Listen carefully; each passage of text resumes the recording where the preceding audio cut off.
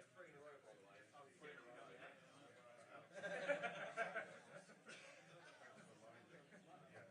You just speed up, yeah. And if you're behind, you just shut it.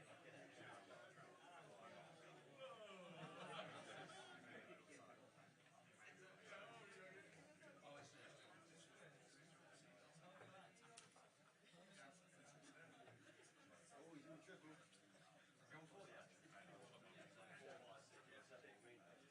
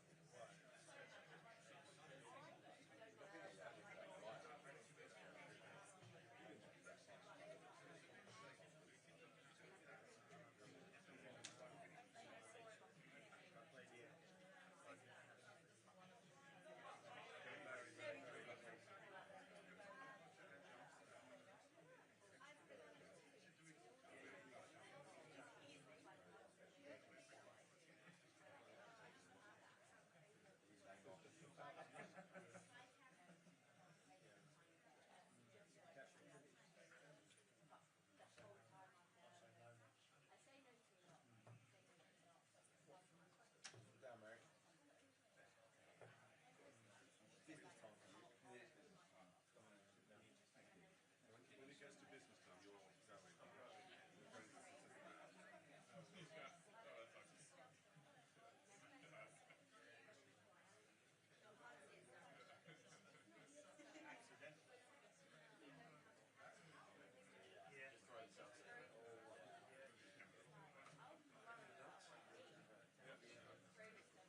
Can I see the dots?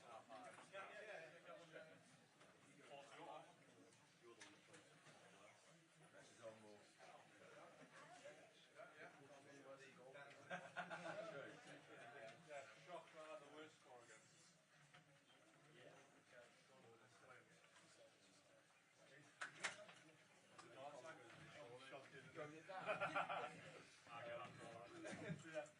Everyone says literally about the place to the but sorry. I'm not very good. Yeah, good going. I've got 25. Only one, did he? Oh, this That's the score so far, yeah. Three darts. three dots to most of the results. You can do some more one.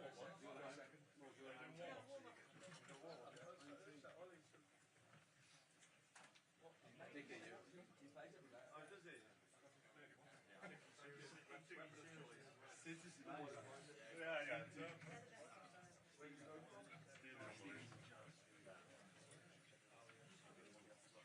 Oh, hold on a minute. Oh, smooth. Yeah, he's alright. Is that a warm-up? Yeah. So you're playing crouching? Is it me? Yeah. So I think you take your pick. That was a good action. That.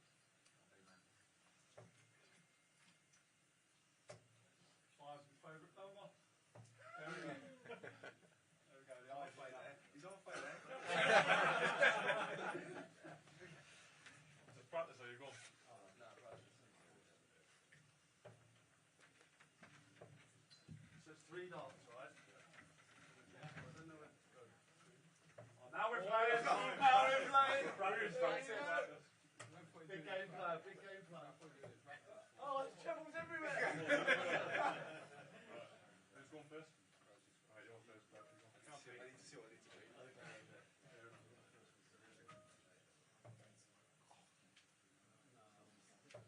Oh, hold on. 39. 39. That's hard to do. That's tough. It's not awful, is it? That's up there. Come on, boys. Come on, lads. Not aggressive. No! What was it? What did you get? get? 3?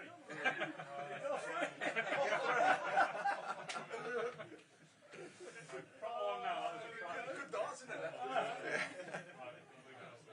thank you. Everyone's got to do all that concept.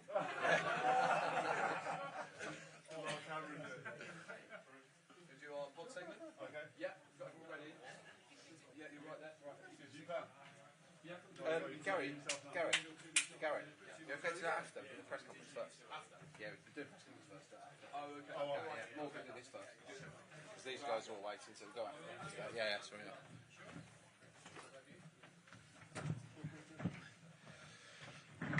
Okay, everyone, welcome to England Media Centre here at KC Parks, joined by Morgan Rogers this afternoon.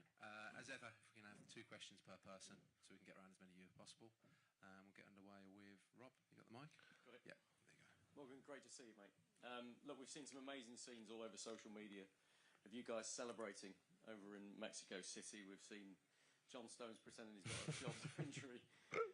We've seen the manager dancing around the changing room. We've seen Harry Kane lose his voice. I mean, try and give us an insight, can you, into the celebrations after that?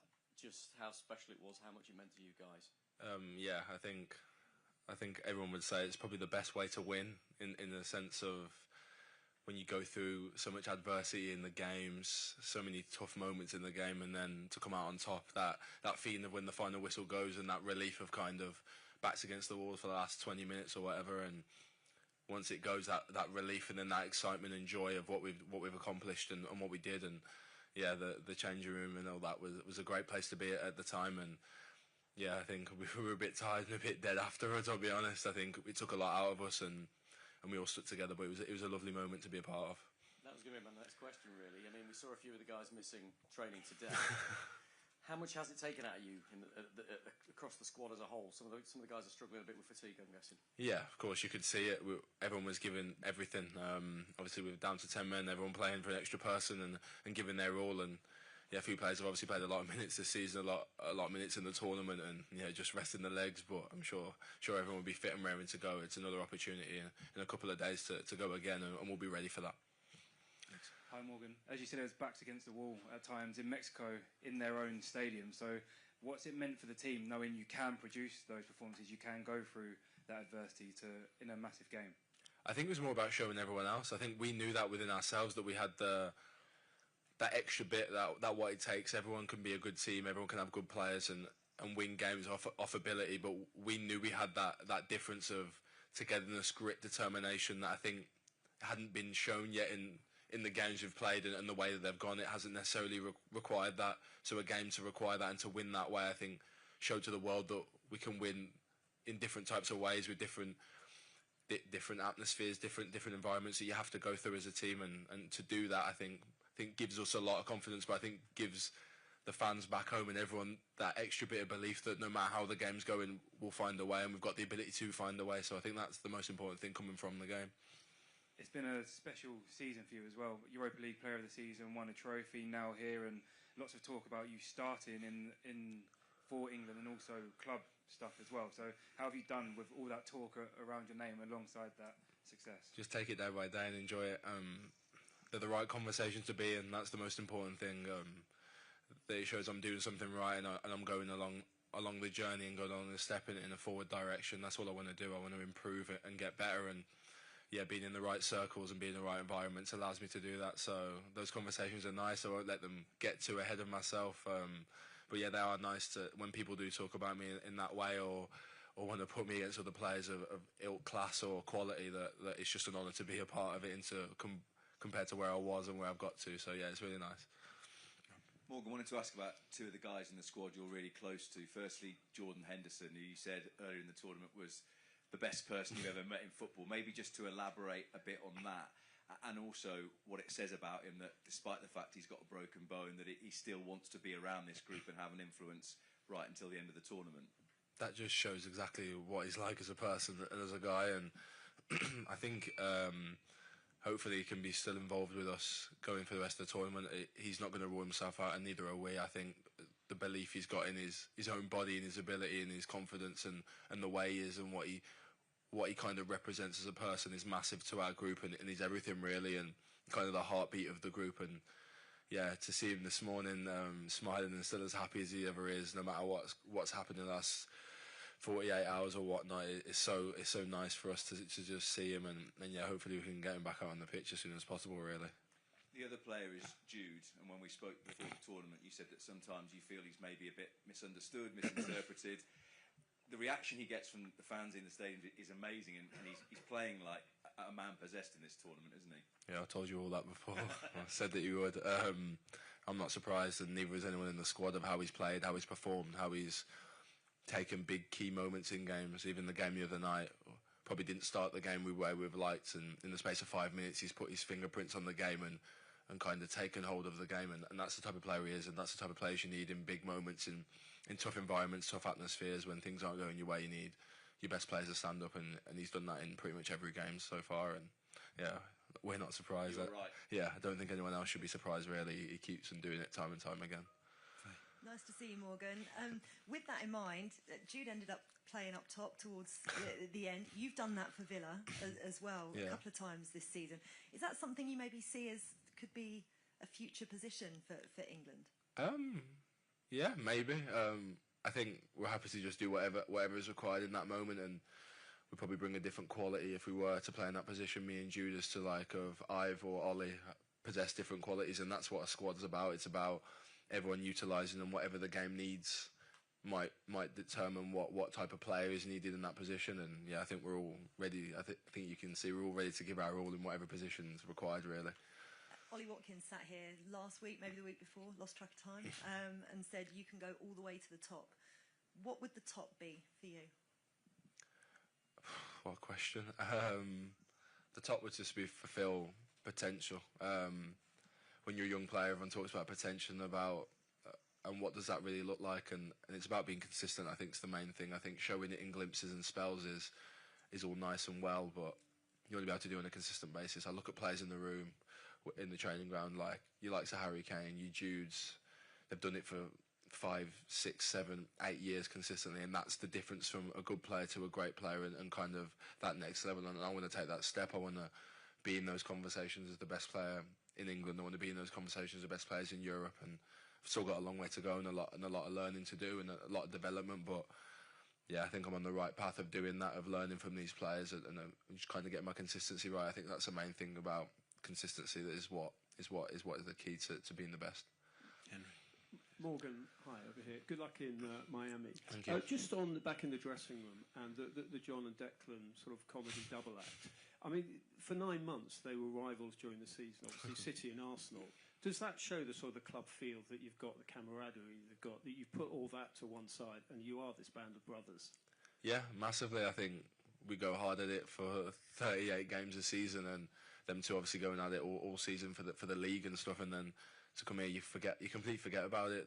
We don't look at each other as clubs. You almost forget what clubs everyone plays for. It's just everyone together as one, and because the group's been quite consistent in the last year or so, a lot of the main core of the group have been in the group. So when you're coming back to camp, it's just nice to see you again. It's not so many new faces, which is I think what the manager was emphasising from the start, and you can see that coming to show in games and in big moments, and then obviously in the celebrations after of them two being silly. So yeah, it's nice. Hi Morgan, can I ask you a couple about Ezri Konsa? He was very supportive of you earlier in the season when you were maybe struggling at the start of the season. How helpful has he been to you at both Villa and with England? Yeah, massive. He's a massive leader, a massive character here at Villa, and yeah, he's helped me in difficult moments this season, last season. Just that quiet, calming word, which he always is. He's never too high, never too low. He's just quite consistent, so he's a good person to lean on for me. And yeah, he's always someone that I look up to at club, and obviously here as well when it doesn't always go your way, and as a young player coming through, and he really does help me. And yeah, he's a big player to do that as well, coming from someone that's done what he's done in the game, and the level he's competing at as well, can give his insight onto how he can deal with different things as well. So yeah, it's really nice to have him around, and yeah, I'm kind of lucky that I spend so much time with him. And do you think, I remember you responded to one of his social media posters with give him his flowers in capital letters. Do you think he gets the credit he deserves outside Villa? No, nowhere near. I think he's one of the best centre-backs in football, if I'm honest. I think at this World Cup, I think the ability that he's got and everything, he can do everything as a centre-back. Never gets beaten, or strong in the air, strong in attack, or unbelievable on the ball. I honestly don't know a flaw in his game, and I think that's helped Villa that no one, probably a bigger club, has probably taken him in the last few years. I think that's helped us because I honestly don't know a problem in his game really, and yeah, I think it's nice that he gets the recognition and he can compete on the world stage, and everyone can see it come out of how good he actually is. But yeah, I think he does go under the radar massively in these conversations when we're talking about centre backs. He's right up there. If you can get your mic over there, and we'll go third row. Thanks. You go. For me? Yeah. Malcolm. Malcolm, here on your right, please. Hello, Marcelo from TNT Sports. Okay. You have a particular anthem this World Cup Wonderwall. How is being after the matches, going to the crowd and singing with them? Did you know the lyrics before? Yeah, I do know the lyrics. Don't think you're English if you don't know the lyrics, if I'm honest. I think it's such a known song. Everyone has to know the lyrics of that. If not, you better learn them quick. Yeah, special. They're memories that for a lifetime that you don't realise how special they are, and you just want to soak them all in with the fans and with the atmospheres. I've not really seen it before. I think it's a new thing, this tournament, and we all talk about it after and all wait and all watch them, and it's just, you're in awe of how many fans there are, how much it means to them and how passionate they are, and yeah, to share that moment's very special, and we all don't take it for granted. We appreciate it so much. It means everything to us. One last from my side. I think that you were concentrated before your match when Brazil was playing against Norway. Were you surprised when you see that your opponent will be Norway and not Brazil in the next phase? No, I'm not surprised at all. They're one of the best strikers in the world, and and when he's on the pitch, anything can happen. You can never be surprised if Erling scores 2 goals and they win a game. He's done it how many times over his career, and yeah, he keeps doing it. They're a difficult team. I watched a bit of the game, and they were the better team for large parts and deserve to be here. And it's going to be a difficult game. I think you can get bogged down in it sounding and being Brazil, but at the end of the day, if they don't beat Norway, then Norway deserve to be there, and that's who we're facing. So yeah, we need to look at it exactly the same as we would if it was Brazil, and yeah, it's going to be a really difficult game, and they've got really, really good players. Okay, before we go there, we just got a trainee reporter called Jed Spence over here. Hello, mate. There's been a lot of speculation about, in the recent weeks, who's the fastest in the squad. Is it true Jed Spence is the fastest in the squad? Let's just say I wouldn't bet against you in a race. But there's a couple saying that they might have you. Anthony Gordon being one of them. So I'd like to see that race. We'll see who wins. But yeah, I wouldn't bet against you. Morgan here, Arthur from ESPN Brazil. Talking about the next game, how do you expect to stop Erling Haaland, that you know pretty well, and to talk about this battle against like Harry Kane, one of the most great strikers of the whole world? Has anyone ever stopped Erling Haaland? I'm not sure they have, but we're going to try. You're going to have to try. I think he's such an unbelievable player. The things he does, the numbers he puts up, you're just in awe of how good he is and the level he's at. We're going to have to maybe try and stop how they play and work on those things and stop how the balls go into him and how he gets his chances, because he's so deadly in front of goal. And we've got to be aware of that. We've got to know that. But also, it's not just him. They've got other good players as well that we play against regular basis in the Premier League that we need to be mindful on. And yeah, they're a really good team. I think that's what their biggest super strength is, that as a team, as a unit, they're so strong. The Harry Kane Haaland debate, yeah, will live on. I think completely different strikers, but both they're the two for me at the top of their game, and in this tournament have been two of the best players at this tournament. And yeah, it's a spectacle, I suppose, for the fans. That's going to be a good one, and to see who comes out on top. And I hope it's Harry, and I'm sure it will be. I think we've got that confidence in him, and he's playing at probably the highest level he's ever played at, which is madness to say because of what he's been doing for so many years. To say that this is the best is crazy, really. But yeah, he's such a good player, such a good leader, and yeah, we'll be leaning on him for the game for sure. Okay, Hamza at the back. Hi Morgan, I know you just said it's quite difficult to keep Haaland quiet, but in Villa's past 3 matches at Villa Park against City, I don't think he scored. How did you guys manage to do that? You mentioned trying to limit the supply into him, but in practical terms, what did that mean? Was that about what you did at the front? Was that Ezri at the back? Could you just explain what that is? Maybe a bit of luck as well. Yeah, I think we've done well in those games against City, and we've won those games, but every game's a different game, and you can just turn it on with a click of a fingers. I think we've just got to be so focused, so aware of the runs he makes, of where he is in the box especially, and how deadly he can be. I know we've done well as Villa, and yeah, Ez is obviously a great defender to have on your side to come up against him, but I don't think it's just Ez. I think it takes a whole team effort to stop someone like that and stop their supply line, and that's what we've got to kind of look at what they do as a team and how well they are, and how he creates them chances and try and nullify them as best as possible. But it's going to be difficult because not many people can. So yeah, we'll be ready. Thank you. Okay, Hamza, bring the mic forward to in the middle, and we'll go Jack next. No, Anna just Anna to the. That's it. But we'll go Jack next, and then you. Hey Morgan. From the outside, it seems like Jude is really confident, happy, relaxed here in camp at the moment, and that's coming across on the pitch. You're his mate. Is that the feeling you get from him? Yeah, but I always get that feeling from him, to be fair. Yeah, I think as players and as us and around his group, he gives that every camp I've been on with him, and obviously away from the camp as well. That's the type of person he is. You see his hunger to win, his drive, and how much it means to him to decide these matches and to be the man to kind of take us forward. And yeah, I think everyone at their happiest is always playing better, and he's really happy. He's really enjoying his football. I think the injury that this season helped him actually with kind of the break. He's played a lot of games over the last few years, so I think that would have done him a world of good in hindsight, especially getting him ready for this. And yeah, he's just chomping at the bit to go and play again. And yeah, he's been at the highest level. So yeah, I think he's in a really good spell at the moment. Really good kind of headspace of his game and how he feels on the pitch and how he's deciding games. And from your point of view, in a game like Sunday where you came off the bench in the second half, what is, with a really specific job to do, what is the manager like with you guys on the bench if you know that you're coming on to do a really specific job? Is he very good with sort of instructions about what you're expected to do on the pitch? Yeah, I think as a group we're really aligned, as opposed to we know kind of what's going on. I think we're all aware of the game, we're all watching the game, we're all invested in it, and we all know the positions that we might be likely to come on in and stuff. And yeah, you can have your spin on what you're going to try and do if you do come into the game, but that all can always change depending on game scenarios. And yeah, just giving those clear instruction of what to do and who to help or what might need addressing on the pitch, and yeah, just trying to do that to the best of my ability, really. Hi, Morgan. It's Jens from VG, the Norwegian newspaper. I'm realizing that, or I'm seeing that you are going back to Kansas after the games and connecting with your base camp that you've had for such a long time.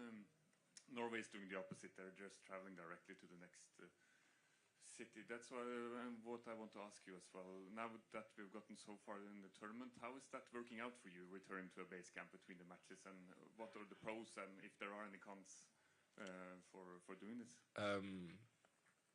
The only con I'd say is probably just the travel on the way back. You just want to get to your bed as quick as possible, and sometimes that might take longer than others, but the positives I think are massive. I think it feeling like home, it feeling warm, you can just relax and chill, and you know you're surrounded in your space and different things that you can get up to and do, and you want to try and make everything your home and as homely, as warmly as possible. So I think we enjoy getting back and knowing it's kind of our home for the block, and we can kind of relax, and we have our own room, we have our own dining table, and we can just really relax and chill out. So I think it's really worked well for us. I think we really enjoy the fact that we can always get back to base as quick as possible and then go from there and kind of get back in our routine and our structure.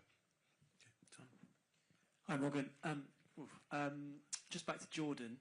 How important is it for everyone in the squad that he is staying on, and how much do you want to effectively do it for him now that he's not being able to be involved? I think he wants to do it for himself, I'll be honest. I think you'll see him on Saturday in one way, shape or form, and he'll be there, and he'll contribute to us playing and us being involved, and that's the person he is, that's the player he is. He always puts his ego to one side, or what he's feeling for the team, and he always puts us first and tries to help every player in the best way possible. Whether it be conversations, whether it be actually playing, that people forget about the player he is and what he's done in this game, that people kind of don't see and kind of put to the back of their memory, and what he's like in training with his standards and his drive. That rubs off on everyone else, and it makes us a better team because of it. So yeah, to have him back as quickly as in camp and back to normal him will be the best for the group, and we can't wait when that is. And just on Jude, I mean, it was obviously an unbelievable team performance against Mexico, but I think for a lot of us, it might well have been the best or one of the best individual performances we've ever seen from an England player. How many more levels do you think he's got to go from here? Can he get even better? Yeah, of course. He's 20. What is he? 23. Yeah, of course he can get better. Of course he can mature. His prime years are ahead of him, and that's what's so good about him, is what he's accomplished at such a young age. I think it's just so inspiring to everyone before him or everyone after him of what he's done and what he's accomplished. You forget how young he is. That's how good he's been. But yeah, I still think there's a long way to go, and he'll probably say the same as well. The drive and the hunger he's got in the game to what he wants to achieve. He knows that he's got things to work on, things to improve on, like we all do. And yeah, I think that's what's so exciting about being an England fan, an England player, being his friend. I think it's just how far he can go. No one really knows, and kind of having no cap on what he can achieve, really. Okay, sorry to disappoint when you're waiting. We've only got time for two more. Starting there. Hi, Morgan. Liz Conway, BBC Sport. You're 2 wins away from reaching a World Cup final. Are you even allowing your head to think that far ahead, or is it solely on the next opposition and the next match? A bit of both. I think we're human, and you can't help think that every game win is a step closer to the end goal. But at the same time, if you take your eye off the ball for any second, I think that's where you can get punished in this game. It's really fine margins. It can be mentality of going into a game that can decide a game and be the difference. So I think we have to dust ourselves off. We've kind of broke it down to different stages of the tournament and how we attack it and how we see it going, and that can kind of switch our mindset kind of differently. And we're all aligned. We're all on the same page of attacking each game in the best way possible, really. So I think, yeah, it's difficult because we're all human and we're all excited as we should be, but at the same time, we know we've got a job to do, and it's still a long way away from that yet. Okay, next one. So a similar question, Morgan, almost like looking back to that amazing performance. How easy or difficult as a squad is it to switch yourselves back on mentally, so you sort of cherish those memories, but then you have to refocus on this game? I think quite easy because you want to make more. Now that game's done, this is the next biggest game ahead, and for a lot of us, this will be the biggest game being involved in, especially at a World Cup in the circumstances. So I think the drive to make more and to kind of go again, I think, is the biggest challenge. But I think it's a challenge that excites a lot of this group, and I think that was the message today with our first training session back, is that we go for it again and we go and get more, and we can still improve and get better. And that's the nice thing about football. You can always improve on something. It's never the finished article or the end of anything, because there's a game around the corner that's going to give us different problems that we're going to have to step up in a different way, whether we play differently or whatever that may look like, we know we've got another challenge ahead. And yeah, I think that's the exciting part about being a footballer, is it's never done. It's never the end. You can always change and alter and kind of attack a different challenge. So yeah, we're ready and we will be ready. Okay, thanks, and sorry again to disappoint those who are waiting. Cheers.